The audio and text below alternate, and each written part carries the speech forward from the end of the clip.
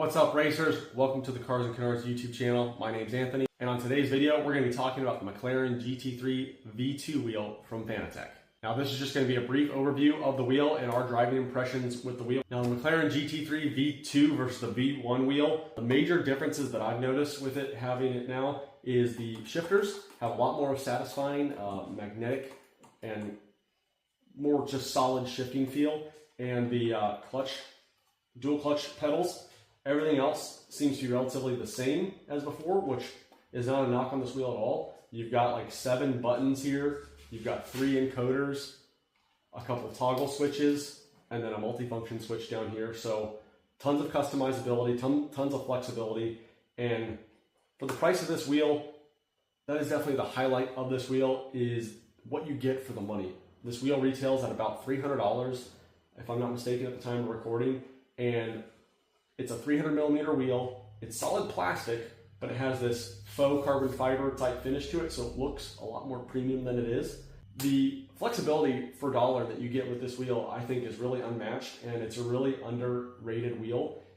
If you're just getting into sim racing, I highly recommend the McLaren GT3 V2 wheel, because what it can do, it gives you so much headroom to grow into multiple different disciplines of sim racing, as long as you're not doing rallycross or drifting. This is perfect size for road course, formula cars, prototypes. Again, being 300mm, it's plastic, so it is extremely light, which the two things that affect the force feedback that you get from your wheelbase are the size of the wheel and the weight of the wheel, and this wheel is perfect for that. If you have too big of a wheel, you get too much leverage over the force feedback. If you have too small of a wheel, it becomes a little bit more twitchy. And then if you have a heavier wheel, that's more energy that the base has to use to just move the wheel versus give you the accurate, simulation force feedback. I've got it equipped with their QR2 quick release system. Highly recommend that as well. I've tested out the Pro, the regular QR2, and the Lite, and definitely, again, cost per what you get, I definitely think the mid-range QR2 is the one to get. It has a nice black powder coated finish, and when it connects to the base, it gives you that solid metallic, clack that, hey, I'm connected. I found myself, when I had the QR2 Lite, when I would connect it to the wheelbase, I'd have to check to kind of see how, was I connected or not. We'll demonstrate that right now because I have it on another wheel. So here's the QR2 Lite. It's a plastic, glass-infused construction, and when you hear this thing connect, it doesn't give you that reassuring, snap. We'll do that again. It's just not the same. See, it's got that nice metallic snap.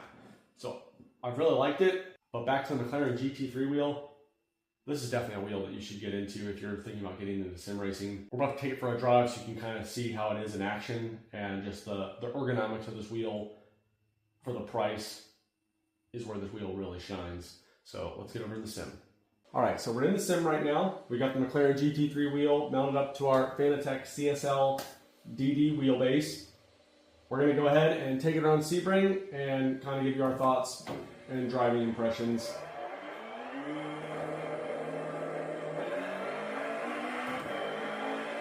Now, this wheel being a 300mm diameter wheel really gives you the perfect blend for both Formula and GT3 style cars. Driving them is extremely satisfying.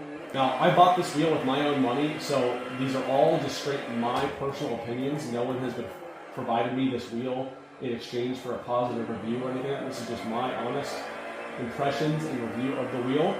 Also, the wheel being made out of plastic, yes, it may not be the most rigid of wheels, but I've never detected any flex in it whatsoever.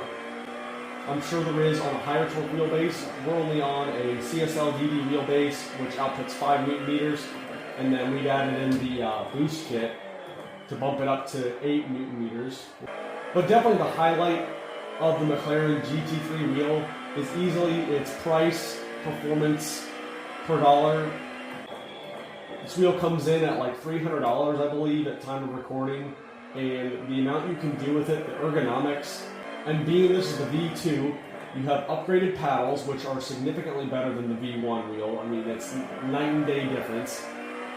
Extremely more satisfying to shift and everything. The handbrake or clutch, dual clutch pedals definitely improved there a little bit as well. But this McLaren GT3 wheel, the reason it was such a hit when it came out was the ergonomics of it. I mean, there's just enough to do a little bit of everything. All the buttons, switches are all within your thumb placement. You know, you don't have to take your hands off the wheel unless you're trying to move one of the encoders. I don't mind that it doesn't have a tachometer on the wheel itself. That would not only drive the price up, but when your eyes are on the screen, you don't really miss it. You've got, you know, we've got a heads-up display on the screen itself, so not having anything on the wheel isn't anything to miss out on. And again, you're only paying $300 for this wheel, so you can't really complain about that. It definitely looks a lot more premium than it is, just the way they finish the plastic. The grips are pretty solid. They're not too squishy. They may be a little bit more on the firm side, but just the comfort of them and the way they conform to your hands seems very natural.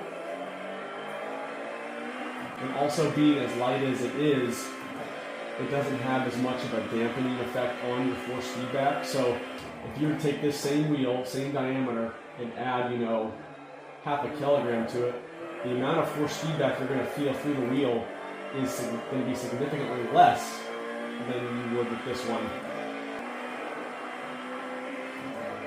It's easy to catch little slides like that, little micro corrections. The wheel is just perfect.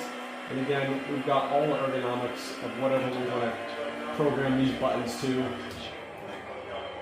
So should you get the McLaren Fanatec V2 GT3 steering wheel, if you've already got the V1, I would say, unless you can get a good price for it, you know, where it's broken, it's not something that's going to be life-changing. Unless you've got some extra funds, I wouldn't rush out and go, you know, buy this wheel. But if you're just getting into the Fanatec ecosystem and you don't have the V1 wheel, you can only get the V2 now, and it's well worth it.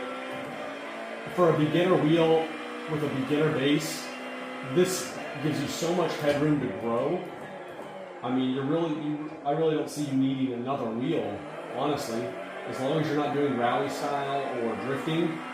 If you're doing just straight Formula Car and GT3 and prototype sim racing, then honestly, this wheel will do it all for you.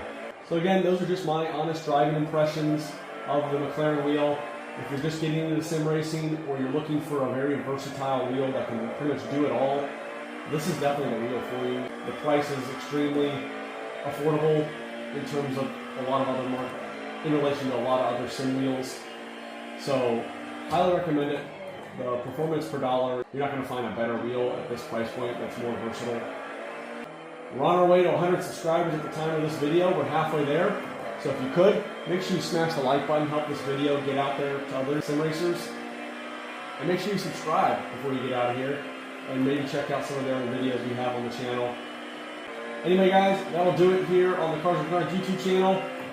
Hope you found this informative and helpful. And we'll see you at the track. Take care, racers.